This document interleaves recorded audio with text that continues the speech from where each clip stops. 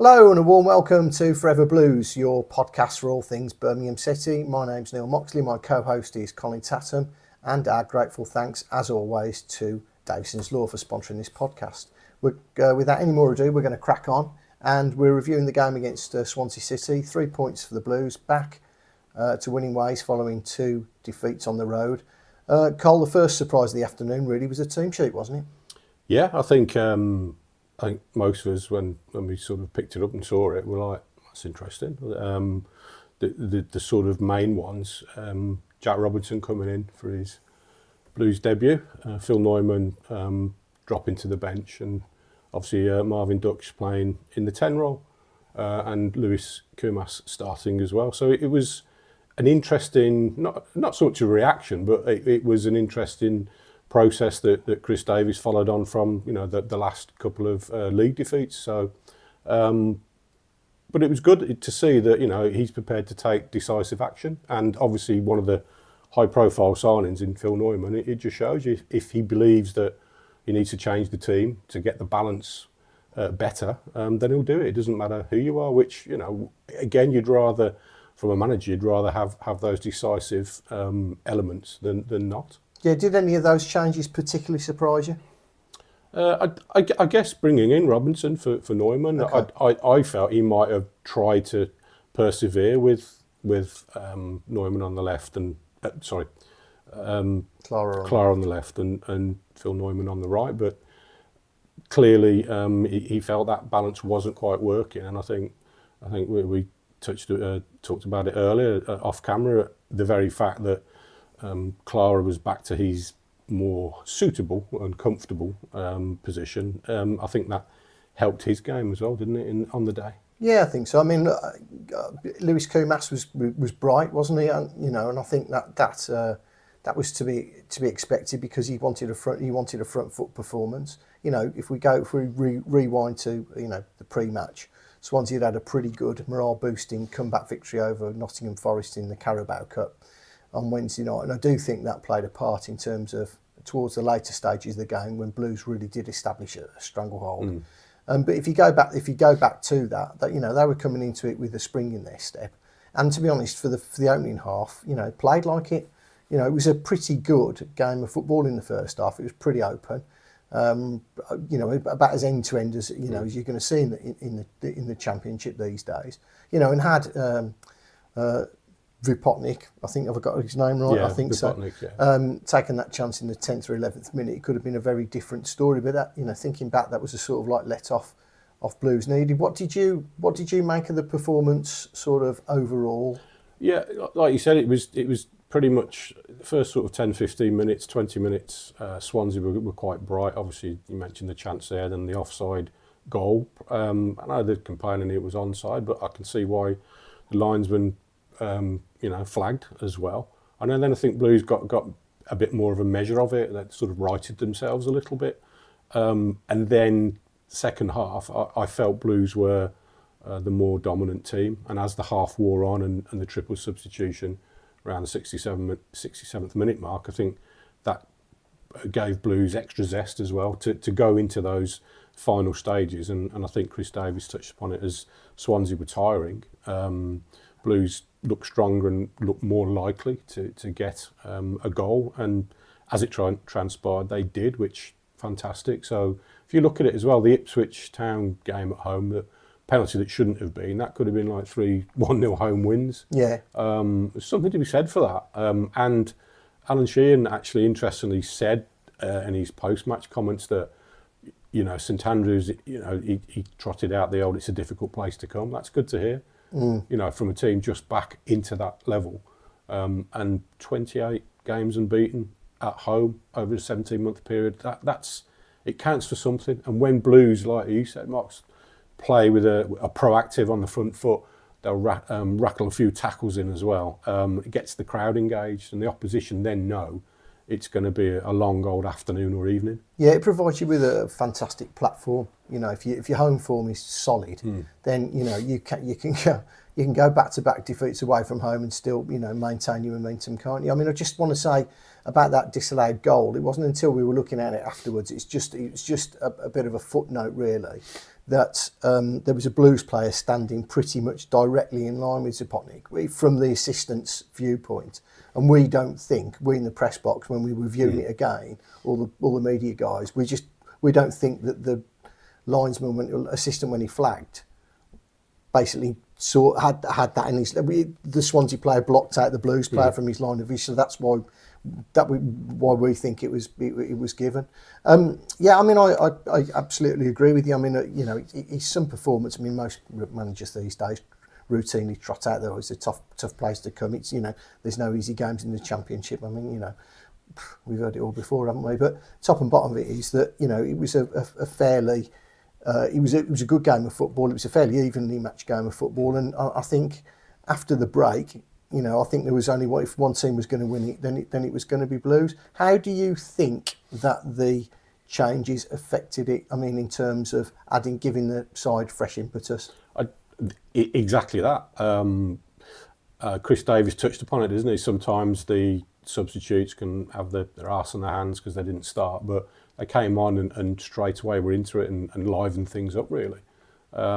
So I think, again, you understood the substitutions, why they were made, etc. And also you had a Demarai Gray again. You've got to single him out. I mean, he was a constant. His quality is obvious on both flanks this time when the changes were made as well. So yeah, and Kyogo coming on, adding that energy, and what he does, and also Patrick Roberts, really. I mean, the pass he put into Kyogo, he did similar at Stoke City, and then a fantastic sort of cross in for the Lyndon Dykes header, the winner as well. Again, that little cameo, he brought something definitely there to the table, and 100%. I think the fitter, stronger he gets when he's going to be starting week in, week out, he will be a definite game changer for Blues, definitely. Yeah, I mean, I thought, Demarai Gray came in with a lot of hype, didn't he? And there was the popular line was on him that he's got some unfinished business. And to my mind, it's all right saying that, but he's actually proving it.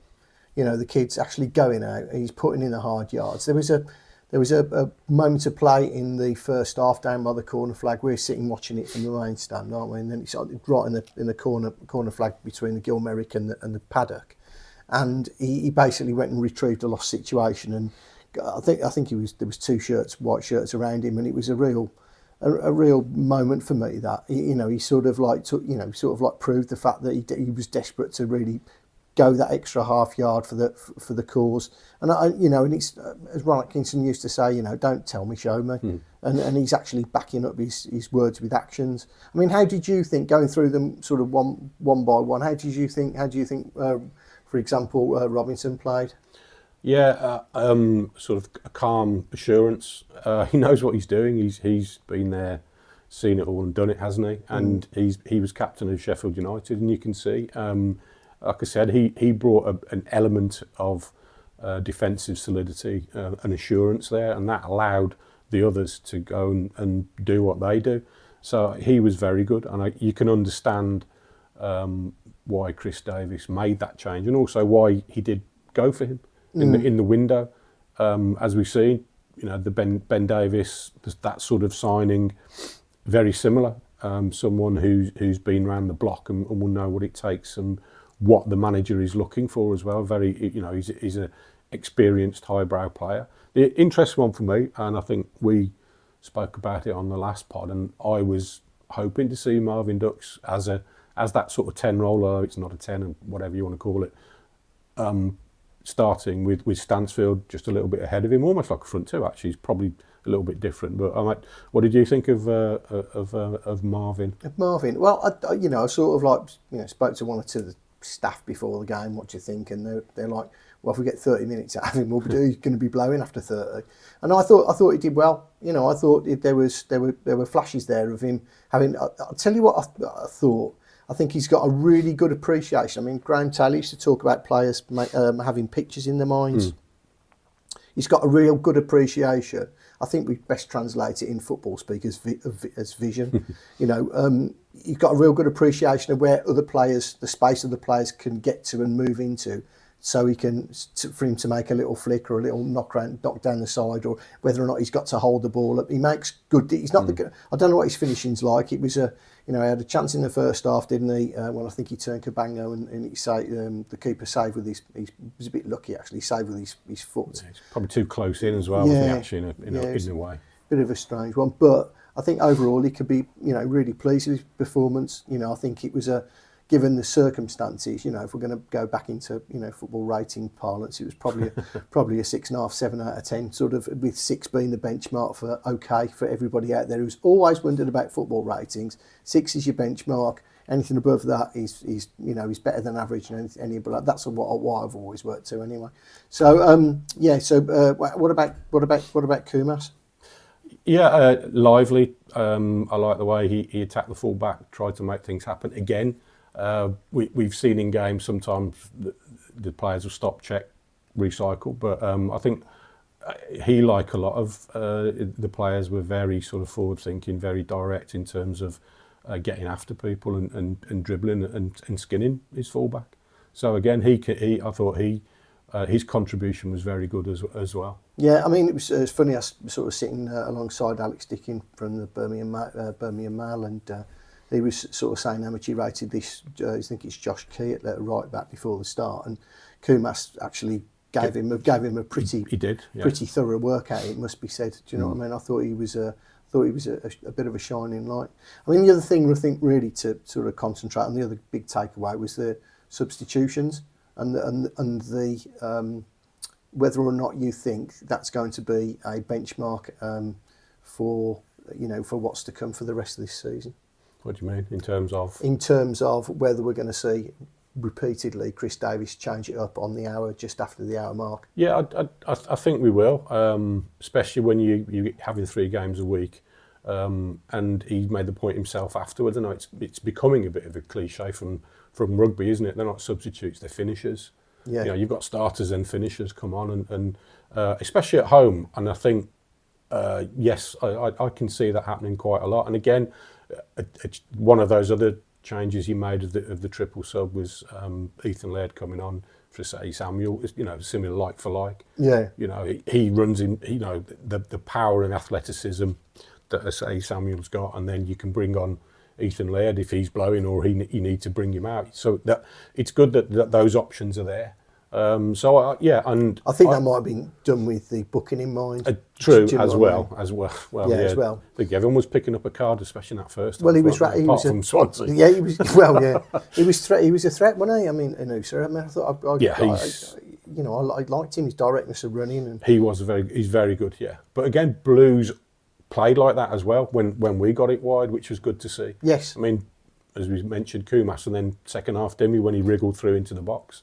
That's what you want from your wide players, don't you? You want them either to deliver good balls into the forward players that are hitting the box, or commit defenders, give them a problem, engage the crowd, and I felt the team did that. Yeah, in terms of the context in the season so far, where would you place that performance? It seemed to me from the start, just to put my own point of view before I hand it over to you, that Chris Davies finished messing about really. It was a big call to bring in Robinson for Neumann. He decided to inject some life into it with Kumas on the left, and I just think that he really stopped. He basically went, "This is it now."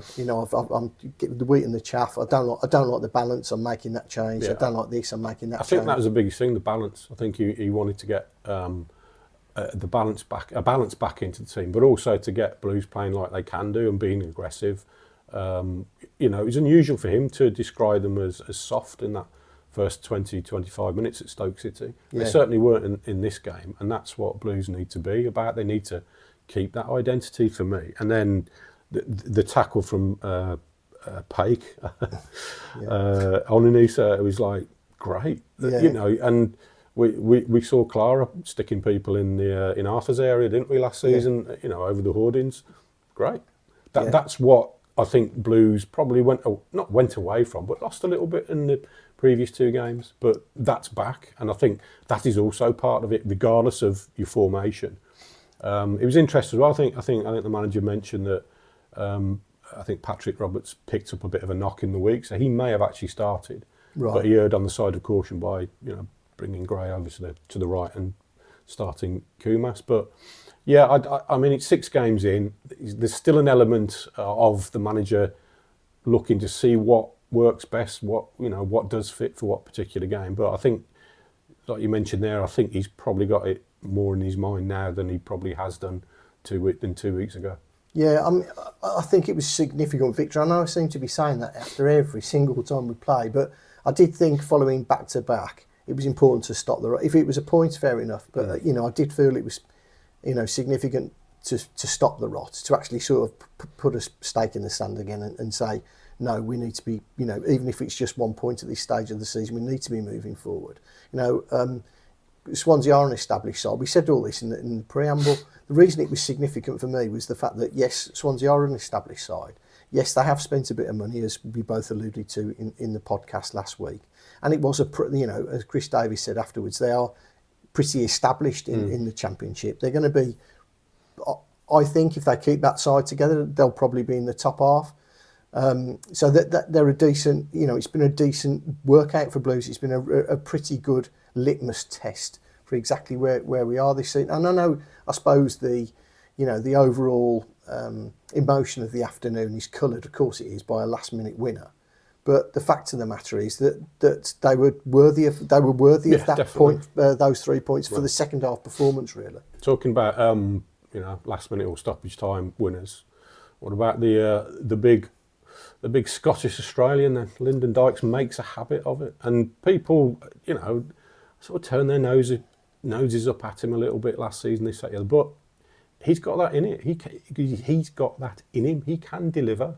And his goal, his movement for the goal was exceptional against a decent defender in Kyogo, and similarly as it was at Blackburn and the Bradford City header as well. Yeah, so he's a very, very useful centre forward and a different type of option. And it's fascinating to think, had he moved to Hibernian on deadline day, it's interesting. It could have been a completely different story. What would have Blues done? Would they have got somebody in, etc., in time, which, as it transpired, they couldn't. But he will still, Lyndon Dykes will still have his uses this season, without a doubt. Yeah, look, he's a throwback, isn't he? He likes sticking his head in, doesn't he? And do you know what? For the 2 goals he scored, I think it's a really good example. I know people talk about this all the time, but it's a really good example of for people watching of late movement, because both times his movement's been excellent to meet those balls, and they've been both been cleanly won, both against against Blackburn and against Swansea on Saturday. They were both cleanly won. I mean, he earned himself that space with his movement. Yeah, it was really good. Now, he may be many things, and people concentrate a lot on what he might not be. And we both hope that from here on in, Blues go on to have a glorious future. Who knows where the importance of those goals will rank in terms of actually establishing a momentum for Blues this season, and and getting them, and removing some of the jitters and the apprehension that we all felt about whether or not what we were going to face back in the Championship. Yeah. And he's had 26 minutes of Championship football, which you forget, and he's, like you said, that's 2 massive moments already. And he's a Scottish international, so he's no mug. This is. I think a lot of people do get caught up in he's not very good. He's not very good. He can't. He's not very. They know that they're no mugs. No. Some of these players, and especially in the Championship, if you have someone that can do that and make a difference, especially coming off the bench, which he has done and he's proven he can do, that's great. All power to the elbow of the squad, as it were.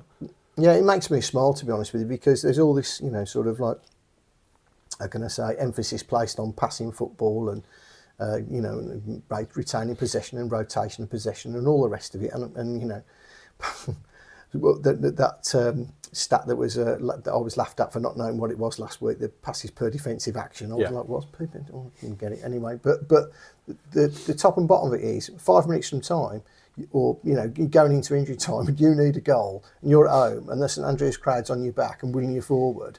Don't want to see 15 passes going from in, out, back to front. They want to see balls into the box, defenders being put under pressure. And it's the same if you're 1 goal down. You know, they want, you know, what happens? All that goes out the window and they're banging balls into the box. Well, you know, it's a little bit churlish to say that it was just any old ball into the box. It was, you know, it was a neatly flighted centre from Patrick Roberts. But it came from a long ball forward to onto the shoulder of the fullback, which was headed out, and then Roberts recycled it. That's, you know, you need a mix of it, and it's commented. I picked up what Chris Davies said in the week. Actually, he was saying when we were talking about the team that will always sort of go around and shuffle around and play short passes and recycle and all that. He said, well, I'm not just encouraging them to do that. I do encourage them to play forward, you know, go forward. And he's big. He said he's big on. He wants the players to recognise spaces. So if there's spaces, if that means going long to fight in that space, do it. Yeah. So he's saying, he's not just saying we have to play this certain conditioned way. And I guess, like I said, I think Blues probably became a little bit conditioned to that after last season, this season. Yeah. And now, again, it's been a little chat about it, a little reset. It's like, no, play what you feel is the right thing to do in that circumstance, which, as it transpired, we saw on Saturday. Yeah, I'm just going to. It wouldn't be remiss not to talk about a slight negative. Well, not slight negative, but it's certainly a discussion point. What were your thoughts on Kyogo? Because again, he sort of had what we in the press would describe as a gilt-edged opportunity to sort of like break the deadlock, and wasn't a convincing. It was on target, but it wasn't a convincing. Yeah, it looked awkward and scuffed. It looked like a guy who's desperate to try to score. Again, like I said, when he came on, his energy and enthusiasm was there, and the movement and the scurrying runs he makes, again, will bring something different to the team. But he does need to score. It sounds stupid, obvious, but that is the case. He does need to score. Obviously, he had the sort of scissor kick over his shoulder that Kyogo blocked more or less on the line, which on another day that might have gone in. But 100% he needs a goal, because as a striker the pressure will build and it will be a mental thing. And I know Chris Davies is saying I'm not worrying about him, he's in them positions, he's scored goals previously in his career. But the longer that drought, if you want to call it, that goes on, the more it will play on his mind, and it will affect him, and it will have a knock-on effect on the team as well. Yeah, I mean, the one thing I would say is that from what I've seen of Patrick Roberts, if there is a plus point for Kyogo over the course of the coming months and weeks, months and years, it's the fact that, you know, Roberts is there and he looked. I know I'm reading a lot into this from one half an hour of them playing together, but we've been crying out for somebody to actually recognise and read the runs he's actually making. Thread the balls in. And Roberts looked, you know, within 5 minutes of being on the pitch, looked like he was capable of doing that. I think that might be a rich vein of success going forward for Kyogo, to be honest. And I think Ducksch can do that as well, as you mentioned. I think he can see those spaces, those pitches, the runs. So again, as the team plays more together, as the new signings get more assimilated with you know, week by week, then hopefully we will see that. We will see the more combinations and more of a threat, and hopefully, you know, he will get on the score sheet and contribute in the goals column regularly. Yeah. Right, I think that just about sums it up for the latest dollop from myself and Colin. Just like to say a grateful thanks to Davison's Law for obviously sponsoring the podcast as per usual, and also our other partners, that's AMG Logistics, Drain Tech and Bewdley Spirits. Obviously also goes without saying, but I'm going to say it anyway. If you could follow, like and subscribe us on Forever Blues, it does help. And we will have a lovely bottle of spirits, or 3 or 4 even, to give away at Christmas to some lucky subscribers. So until next time, thanks for being with us. Keep right on.